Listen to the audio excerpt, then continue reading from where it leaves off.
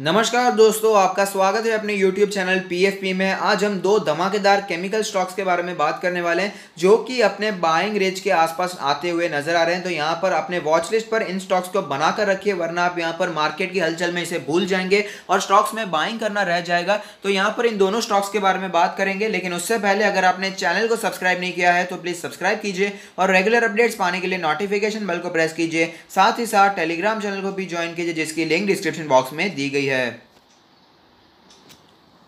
सबसे पहला स्टॉक है जो कि आरती इंडस्ट्री अपने बाइंग रेंज के आसपास आता हुआ नजर आ रहा है। आरती इंडस्ट्रीज का लास्ट ट्रेडेड प्राइस है 1026 रुपीज, जो कि आज हमें 1.7% नीचे दिखाई दिया है। मार्केट कैप है 17,818 करोड़ के आसपास। पी रेशियो 38.26 है, जबकि इंडस्ट्री का पी 33.96 दिखाई दे रहा है। प्राइस टू बुक रेशियो है 6.14। डिविडेंड यील्ड की अगर बात करें तो 0.34% की डिविडेंड यील्ड हमें यहाँ पर दिखाई दे रही है। अगर बात करें यहाँ पर डिलीवरेबल्स के बारे में तो 58.76% की आज हमें यहाँ पर डिलीवरी दिखाई दे रही है, जो कि काफ़ी ज़्यादा स्ट्रॉन्ग डिलीवरी दिखाई देती है। यहाँ पर ऐसा माना जाता है कि जब स्टॉक में गिरावट देखने को मिल रही है और अगर यहाँ पर डिलीवरी ज़्यादा दिखाई दे रही है तो ऐसा माना जाता है कि स्टॉक में और भी गिरावट कंटिन्यू रह सकती है। और अगर यहाँ पर स्टॉक में बढ़ोतरी देखने को मिल रही है और तभी यहाँ पर डिलीवरी में हमें तेज़ी देखने को मिलती है तो वहाँ पर ऐसा माना जाता है कि स्टॉक में और भी तेज़ी कंटिन्यू रह सकती है। और कॉन्सोलिडेशन का फेज चलता हो और वहाँ पर डिलीवरी बढ़ जाती है तो यहाँ पर हम मान सकते हैं कि वापस हमें तेज़ी कंटिन्यू रहती हुई नजर आ सकती है। तो फिलहाल की सिचुएशन में यहाँ पर तो ऐसा नजर आ रहा है कि यहाँ पर स्टॉक नीचे आ सकता है, लेकिन मैं बता दूं कि ये सिर्फ और सिर्फ एक बेसिस नहीं है जिस पर हम पता लगा सकते हैं कि स्टॉक का बॉटम बन चुका है या नहीं। ये सिर्फ और सिर्फ एक एनालिसिस है, अलग अलग स्टडी है यहाँ पर। तो सिर्फ और सिर्फ इसी के बेसिस पर हमें कभी भी स्टॉक को एनालाइज नहीं करना चाहिए। ये सिर्फ और सिर्फ एजुकेशन बेसिस में मैंने आपको बताया है, जो कि आपको पता होना चाहिए। तो अब चलते हैं चार्ट पर, वहां पर कैसी सिचुएशन बनी हुई है उसके बारे में भी बात कर लेते हैं। तो आप देख सकते हैं मार्केट के क्रैश के बाद काफ़ी अच्छी खासी रिकवरी देखने को मिली थी, लेकिन स्टॉक में वापस गिरावट देखने को मिली। 900-850 के आसपास के लेवल्स हमें देखने को मिले और उसके बाद आप देख पाएंगे काफ़ी ज़्यादा अच्छी तेज़ी देखने को मिली थी। वापस अपने ऑल टाइम हाई के आसपास ट्रेड करता हुआ नजर आया था, लेकिन स्टॉक में वापस गिरावट हमें कंटिन्यू रहती हुई नजर आ रही है। करंट सिचुएशन के बारे में बात करें तो आप देख पाएंगे फिलहाल स्टॉक अपने 20 डेज के मूविंग एवरेज के नीचे ट्रेड कर रहा है और 50 डेज के मूविंग एवरेज के आसपास ट्रेड करता हुआ नजर आ रहा है। और 100 डेज और 200 डेज का मूविंग एवरेज अभी भी यहाँ पर इंटैक्ट हमें नजर आते हैं। अगर बात करें इंडिकेटर्स के बारे में तो आरएसआई का नंबर कैलकुलेट होकर आता है 44.14। आप देख पाएंगे आरएसआई काफी ज्यादा वीक होता हुआ नजर आ रहा है। अगर बात करें यहाँ पर मनी फ्लो इंडेक्स के नंबर के बारे में, जो कि कहा जाता है एमएफआई, तो यहाँ पर एमएफआई में भी हमें वीकनेस देखने को मिल रही है। आप देख पाएंगे मनी फ्लो इंडेक्स का नंबर 60.93 कैलकुलेट होकर आता है, जो कि हाईली ओवरबॉट कैटेगरी में ट्रेड करा था, लेकिन उसके बाद काफ़ी ज़्यादा करेक्शन हमें मनी फ्लो इंडेक्स के नंबर में देखने को मिल रहा है। अगर बात करें यहाँ पर एमएससीडी के बारे में तो आप देख पाएंगे एमएससीडी में जो सिचुएशन हमें बनती हुई नजर आ रही है, यहाँ पर काफ़ी समय पहले ही बियरिश क्रॉसओवर देखने को मिला है और उसके बाद अच्छी खासी गिरावट भी स्टॉक में देखने को मिली है।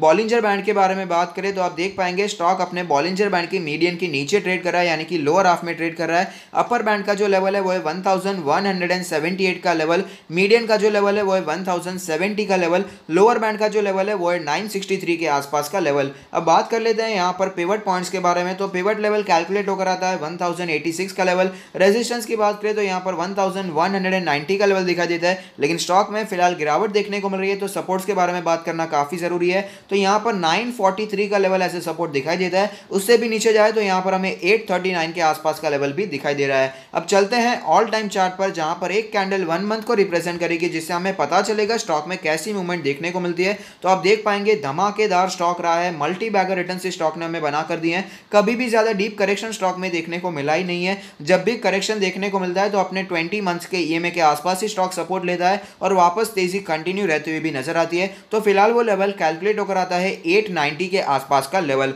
अब बात कर लेते हैं यहाँ पर पोजीशंस के बारे में। तो अगर आपने ऊपर पोजीशन बनाकर रखी है, हालांकि हमने आपको रेकमेंड नहीं किया था, अगर आपने फोमो में आकर बनाकर भी रखी है तो भी कोई टेंशन लेने की जरूरत नहीं है। स्टॉक अच्छा है, लॉन्ग टर्म के लिए कंटिन्यू कीजिए। जब यहाँ पर स्टॉक में काफी तेजी देखने को मिल रही थी, स्टॉक अपने ऑल टाइम हाई के आसपास पहुंच चुका था, वापस गिरावट देखने को मिली, तो यहाँ पर भी हमने जब वीडियोस बनाए थे आरती इंडस्ट्री के बारे में तब भी हमने यही कहा था कि यहाँ पर आपको बने रहना चाहिए। स्टॉक अच्छा है, कभी ना कभी स्टॉक में रिकवरी देखने को जरूर मिलेगी। और आप देख सकते हैं वापस स्टॉक अपने ऑल टाइम हाई के आसपास पहुंच चुका था। तो यहाँ पर अगर आपने ले ही लिया है स्टॉक तो यहाँ पर कोई प्रॉब्लम नहीं है, स्टॉक अच्छा है, यहाँ पर लॉन्ग टर्म के लिए आप बने रह सकते हैं। और अगर आपने नीचे पोजीशन बनाकर रखी है, आप अभी प्रॉफिट में चल रहे हैं, अगर आपने लॉन्ग टर्म के लिए लिया है तो कंटिन्यू होल्डिंग कीजिए। लेकिन अगर आपने शॉर्ट टर्म के लिए लिया है, तो यहाँ पर मैंने टेलीग्राम चैनल पर आपको सूचित भी किया था कि इसका जो मेजर रेजिस्टेंस का लेवल है 1180 और 1200 के आसपास का लेवल है, जहां पर स्टॉक ने पहले भी रेजिस्टेंस फेस किया था और उसके बाद गिरावट भी हमें स्टॉक में देखने को मिली थी। तो यहाँ पर मैंने उन्हें प्रॉफिट बुकिंग के बारे में भी बता दिया था। अगर आपने वहां पर प्रॉफिट बुकिंग नहीं भी की है तो यहाँ पर अगर आप बने रहेंगे लॉन्ग टर्म के लिए तो भी कोई प्रॉब्लम नहीं है। अब बात करें यहाँ पर फ्रेश बाइंग के बारे में, तो हमने आपको फ्रेश बाइंग रेकमेंड की थी यहाँ पर 850 के आसपास लेवल, विच से हमने यहाँ पर 900 के आसपास आपको रेकमेंड की थी। यहाँ पर हमने 980 के आसपास भी आपको स्टॉक रेकमेंड किया था, जहां पर आप फिर से फ्रेश बाइंग कर सकते हैं। और आप देख सकते हैं उसके बाद अच्छी खासी तेजी भी स्टॉक में देखने को मिली थी और फिर से स्टॉक हमें बाइंग रेंज के आसपास आता हुआ नजर आ रहा है। इसीलिए वॉच लिस्ट पर तो बना के जरूर रखिएगा।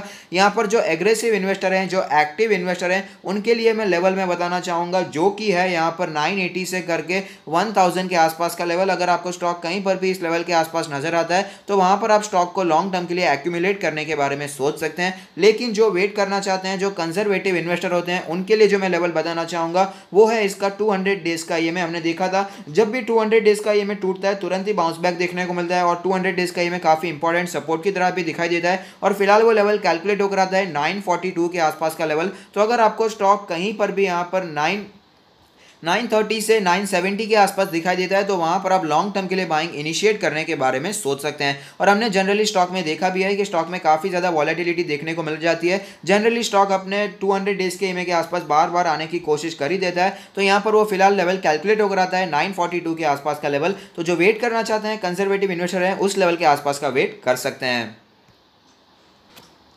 नेक्स्ट जो स्टॉक है जो कि अपने बाइंग रेंज के आसपास आता हुआ नजर आ रहा है वो है यहाँ पर विनाती ऑर्गेनिक्स। विनाती ऑर्गेनिक्स का लास्ट ट्रेडेड प्राइस है 998 रुपीज़, जो कि हमें 1.23% नीचे दिखाई दे रहा है। मार्केट कैप है 10,000 करोड़ के आसपास। पी रेशियो 31.7 है, जबकि इंडस्ट्री का पी 27.73 दिखाई देता है। प्राइस टू बुक रेशियो है 8.01 का। डिविडेंड यील्ड है 0.55%।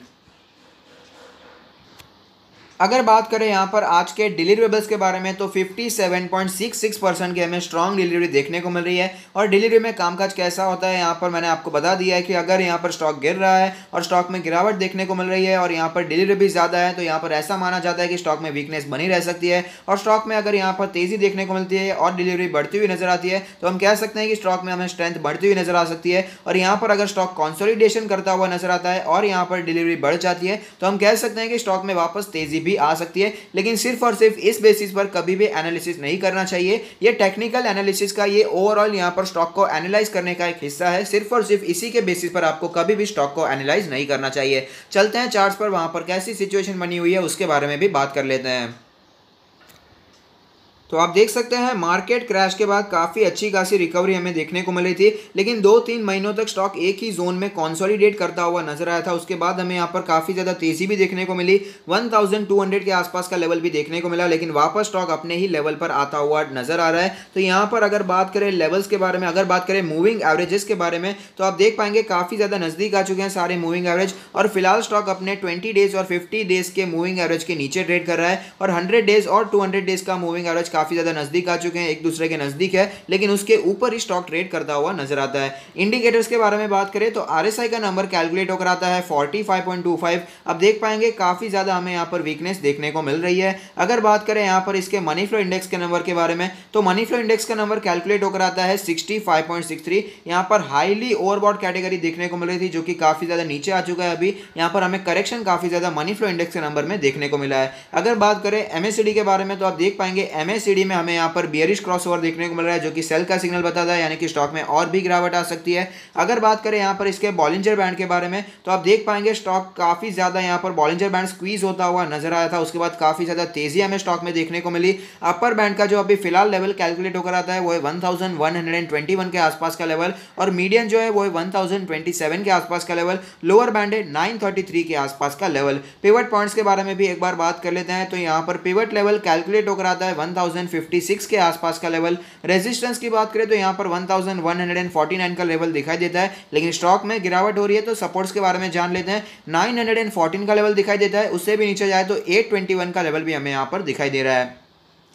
अब चलते हैं ऑल टाइम चार्ट पर, जहां पर एक कैंडल 1 मंथ को रिप्रेजेंट करेगा, जिससे हमें पता चलेगा स्टॉक में कैसी मूवमेंट हमें देखने को मिल रही है। तो आप देख पाएंगे धमाकेदार स्टॉक रहा है, मल्टी बैगर रिटर्न से स्टॉक ने बनाकर दिए हैं। कभी भी ज्यादा डीप करेक्शन स्टॉक में देखने को नहीं मिला है। जब भी डीप करेक्शन देखने को मिलता है तो 20 मंथ्स का ईएमए काफी ज्यादा स्ट्रॉन्ग सपोर्ट की तरह हमें दिखाई देता है, और उसी लेवल से स्टॉक हमें यहाँ पर रिट्रेस करता हुआ भी नजर आता है और तेजी कंटिन्यू रहती हुई भी नजर आती है। मार्केट में क्रैश देखने के समय हमें यहाँ पर 50 मंथ्स का ईएमए एज ए सपोर्ट दिखाई दिया था। 50 मंथ्स का ईएमए फिलहाल कैलकुलेट होकर आता है 729 के आसपास का लेवल, और जो 20 मंथ्स का ईएमए फिलहाल कैलकुलेट होकर आता है 927 के आसपास का लेवल। अगर बात करें यहाँ पर पोजीशंस के बारे में, तो जिन्होंने ऊपर पोजीशन बनाकर रखी है, जो फिलहाल लॉस में चल रहे हैं, मेरा मानना है कंपनी अच्छी है, लॉन्ग टर्म के लिए बने रही है, कोई भी प्रॉब्लम नहीं है। और अगर आपने नीचे पोजीशन बनाकर रखी है, आप अभी प्रॉफिट में चल रहे हैं, अगर आपने लॉन्ग टर्म के लिए लिया है तो प्लीज कंटिन्यू होल्डिंग। लेकिन अगर आपने शॉर्ट टर्म के लिए लिया है तो जो 200 डेज का मूविंग एवरेज है, जो कि फिलहाल कैलकुलेट होकर आता है 976 के आसपास का लेवल, अगर ये लेवल टूटता है तो हमें और भी गिरावट देखने को मिल सकती है। तो इस लेवल को आपको ध्यान में रखना चाहिए।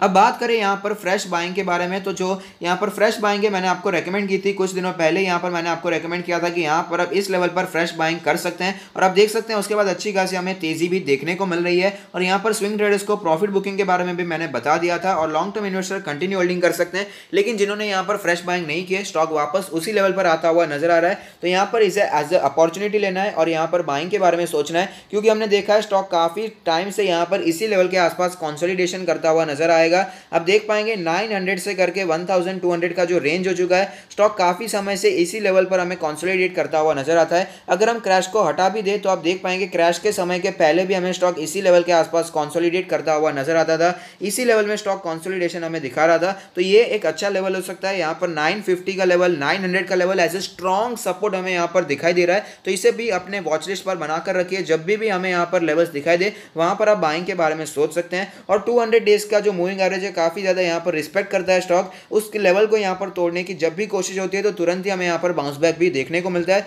तो फिलहाल वो लेवल कैलकुलेट होकर आता है 976 के आसपास का लेवल। तो अगर आपको स्टॉक कहीं पर भी 960 से करके 990 के आसपास दिखाई देता है, तो वहां पर आप लॉन्ग टर्म के लिए बाइंग इनिशिएट करने के बारे में सोच सकते हैं। 1000 रुपीज का प्राइस भी बुरा नहीं है, अगर आप यहाँ पर भी बाइंग करते हैं तो भी कोई प्रॉब्लम नहीं है। अगर आपको 960 से 1000 का लेवल भी दिखाई देता है तो कोई भी प्रॉब्लम नहीं है। यहाँ पर 10 रुपये लॉन्ग टर्म के लिए कोई भी मायने नहीं रखते हैं। अगर आप यहाँ पर भी बाइंग करेंगे तो भी कोई प्रॉब्लम नहीं है। लेकिन जो वेट करना चाहते हैं, जो कंजर्वेटिव इन्वेस्टर होते हैं, जो कि थोड़ा सा यहाँ पर पेशेंस रखते हैं, उनके लिए भी हम लेवल जरूर बताएंगे। हमने देखा है स्टॉक ने पहले भी काफ़ी ज़्यादा गिरावट दिखाई थी, तब जो सपोर्ट की तरह हमें दिखाई दिया था वो था लेवल इसका 900 के आसपास का लेवल। तो जो वेट करना चाहते हैं उस लेवल का वेट कर सकते हैं 900 से। अगर आपको स्टॉक कहीं पर भी 900 से 940 के आसपास नजर आता है तो वहाँ पर लॉन्ग टर्म के लिए बाइंग इनिशिएट करने के बारे में सोचा जा सकता है। तो ये दोनों स्टॉक्स हैं, केमिकल सेक्टर से बिलोंग करते हैं, जो कि हमें लॉन्ग टर्म में अच्छा ग्रोथ भी दे सकते हैं और अपने बाइंग रेंज के आसपास भी आते हुए नजर आ रहे हैं। तो इन दोनों पर नजर बनाकर रखिए। यहाँ पर मार्केट की हलचल में इन दोनों स्टॉक्स में से यहाँ पर नजर हटानी नहीं है। दोनों स्टॉक्स को अपने पोर्टफोलियो में ऐड किया जा सकता है। और साथ ही साथ अगर आप अपना पोर्टफोलियो हमसे रिव्यू करवाना चाहते हैं तो उसका लिंक भी हमने डिस्क्रिप्शन बॉक्स में दे दिया है। तो अगर आपको ये वीडियो पसंद आता है तो लाइक कीजिए, शेयर कीजिए, कमेंट कीजिए, सब्सक्राइब कीजिए और मुझे मोटिवेट कीजिए। Thank you. Stay happy, happy investing.